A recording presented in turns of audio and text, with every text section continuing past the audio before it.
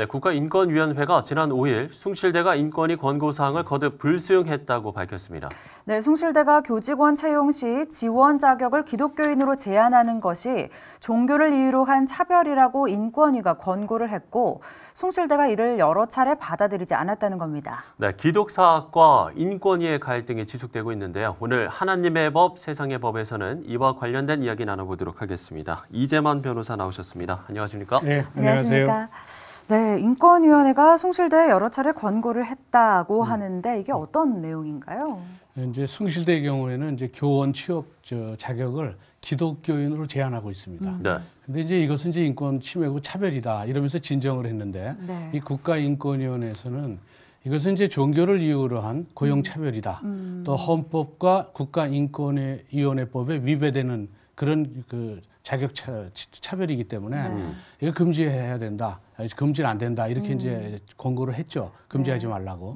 근데 이제 문제는 이 점에 대해서 숭실대학교에서는 건화기념에 따라서 이 점에 대해서는 수용할 수 없다 이렇게 했습니다. 네. 예. 그런데 이제 국가인권위원회가 숭실대는 종교를 이유로 해서 고용차별하는 학교라는 걸 알려야 된다. 이러면서 이걸 이제 홈페이지에 올려서 이제 세상에 알리게 됐죠. 네. 그러다 보니까 이제 이게 세상에 이제 알려지게 돼서 이제 학교와 국가인권위원회 간에 이 네. 갈등이 이제 표면으로 이제 나타나게 된 것이죠. 예. 그렇군요.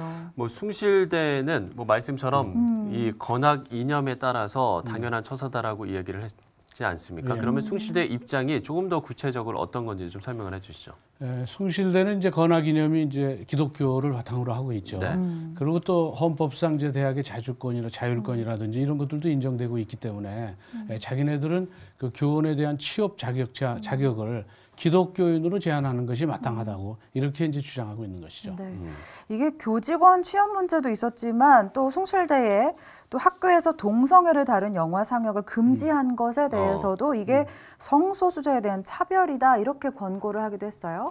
네, 이제 숭실대에 이제 성소수자 모임이 있습니다. 네. 이방인이라는 모임이 있는데 이게 동성 간의 결혼 다큐를 만든 마이 페어 웨딩이라는 이런 영화가 있어요. 네. 근데 이 영화를 상영하기 위해서 이제 대관 신청을 했는데 이제 숭실대에서 보니까 이게 동성혼을 옹호하는 영화이기 때문에 이 대관을 취소하고 상영 못하게 했죠. 네. 그랬더니 이제 역시 마찬가지로 이걸 주최하는 동아리에서 국가인권위원회에다 이제 진정을 했죠. 근데 국가인권위원회에서는 이제 동성애를 옹호하는 그 영화에 대한 상영을 금지케 하면 안 된다. 이러면서 상영케 하라고 그렇게 또 권고를 했습니다. 근데 이 점에 대해서 이제 숭실대 입장에서는 결국은 이제 동성애를 옹호하는 영화 상영이 그것이 인권 침해라는 그 국가인권위원회 이 판단이 이 자유민주 국가에서 이게 있을 수 있는 일이냐 그래서 상당히 붕괴하고 있다고 합니다.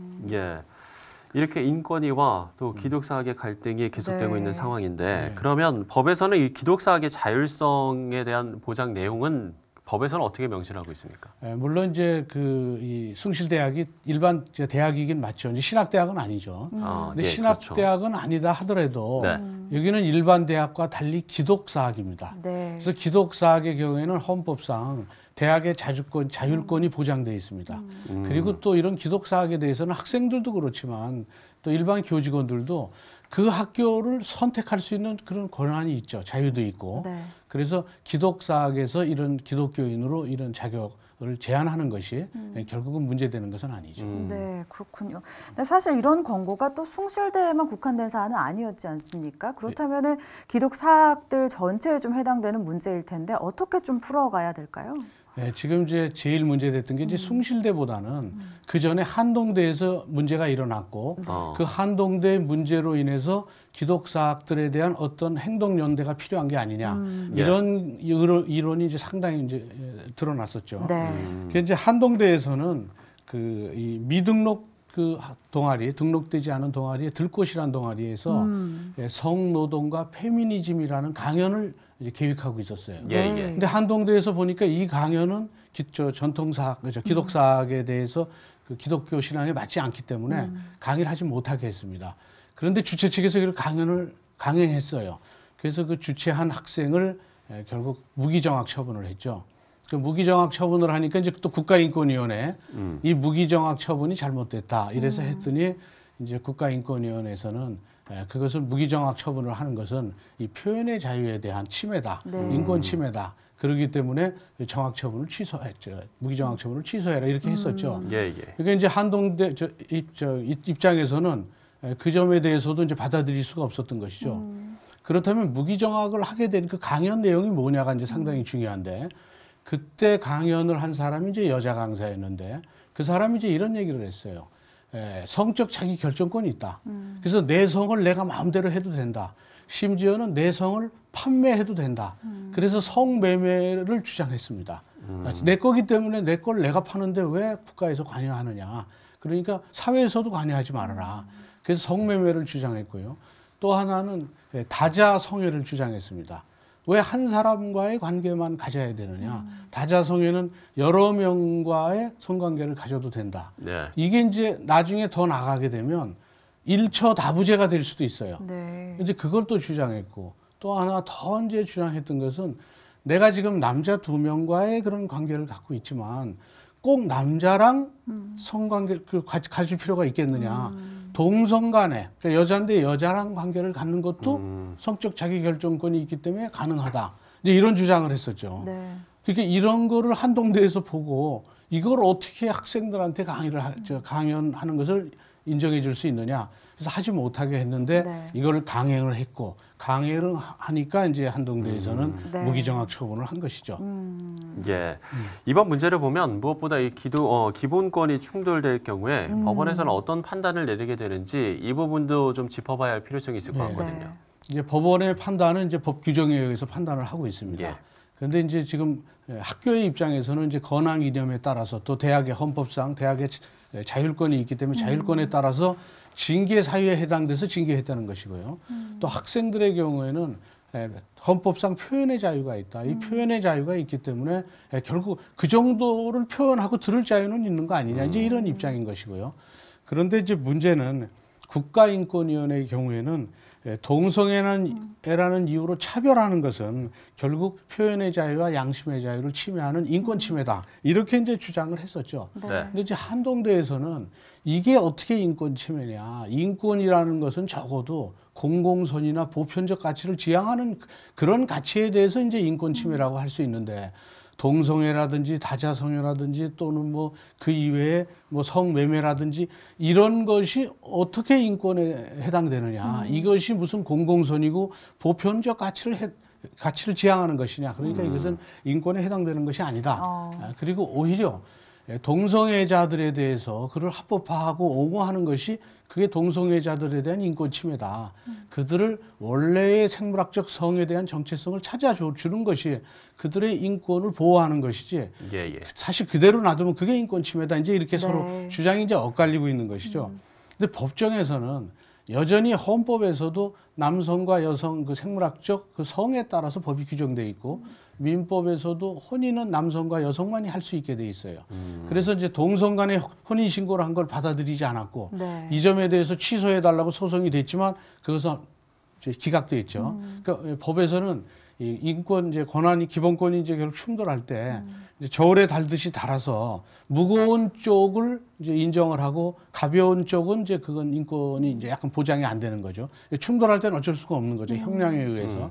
그래서 여전히 지금은 이제 동성혼이나 동성애에 대한 인권보다는 그걸 이제 인권이라고 볼 수도 없지만 그쪽보다는 이제 지금은 동성혼이 합법화 안 됐고 동성애도 네. 인정 안 됐고 또 군대 형법에서도 동성 간의 그런 관계는 형사 처벌이 되고 있습니다. 예. 그래서 여전히 이제 문제는 아직은 법적으로 그렇게 돼 있지만 지금 이제 이런 국가 인권의 판단들이 결국은 동성애 쪽으로 갈 수도 있고 동성혼으로 갈 수 있는 징검다리가 될 수도 있기 네. 때문에 그렇게 되면 이제 일반 국민들은 아직은 뭐 인권 성소수자에 대한 차별이 인권 차별이다 이런 잘못된 생각을 하는데 이게 이제 동성애 합법화로 가버리게 되면 고등학교 교과서에 실리게 되면 이게 이제 확산이 돼서 어느 날 내 자식 중에 누가 아들이 남자를 데리고 와서 결혼하겠다고 할 수도 있고 이제 곧 내 일이 될 수도 있어요.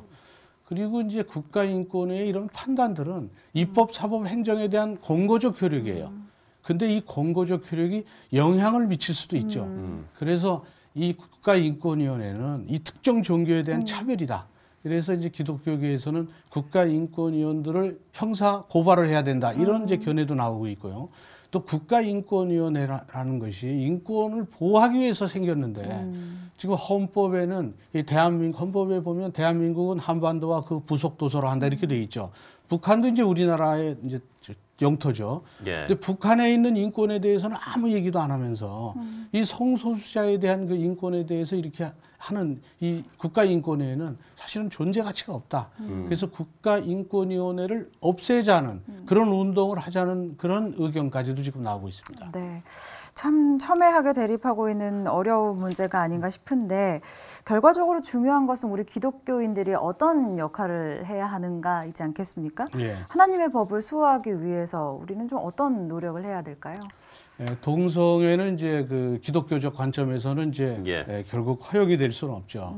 우리나라가 이제 아직 휴전 중이고 이쪽 남북 간의 대립이 있는데 북한의 이제 그 김일성 사상이라든지 주체 사상을 마음속에만 있는 게 아니라 이것을 겉으로 드러내게 되면 만약에 그게 표현의 자유라고 인정이 된다면 얼마나 큰 혼란이 오겠어요. 그래서 그렇게 드러내면 이제 처벌이 되는 것이죠. 마찬가지로 우리 삶 속에서 양심의 자유로 마음속에 가지고 있는 것을 겉으로 표현해내는 것을 어느 정도까지 허용될 수 있을까? 이게 이제 지금 문제가 되고 있죠. 네. 그래서 로마서 15장 1절에도 믿음의 행동이 따르지 않으면 그런 믿음은 죽은 것이다. 기독교인이 기독교인으로서 믿음이 마음속에만 있고 행동으로 하지 않으면 그 믿음은 죽은 것이다라고 이제 하는 것이죠. 그래서 숭실대나 한동대가 징계를 할 수는 있죠. 행동을 해야 되니까. 하지만 여기 교육기관이니까 그런 학생들에 대해서 학생들의 결국 성소수자를 옹호하는 학생이라고 할지라도 그들의 분별력 있는 믿음을 믿고 정말 적극적으로 양육하고 또 기독교인들도 생물학적 성을 갖고 나왔는데 본인이 후천적에 의해서 정말 영향을 받아서 오염됐다고 한다면 그들을 이제 일종의 병리 형상처럼 봐서 그들을 치료하고 또 정체성을 찾아주기 위해서 그들을 징계하거나 또는 멀리할 게 아니라 그들을 포용해서 그들을 치료해주는 그런 역할들을 결국 기독교에서 해야 되지 않나 이런 생각을 합니다. 예. 앞으로도 신앙적 양심과 또 세상의 네. 법이 충돌하는 일이 더 많아질 텐데 우리가 크리스천으로서 하나님의 지혜를 구할 수 있길 기도해야 될 것 같습니다. 자, 하나님의 법, 세상의 법 이재만 변호사와 이야기 나눠봤습니다. 오늘 말씀 고맙습니다. 네, 감사합니다.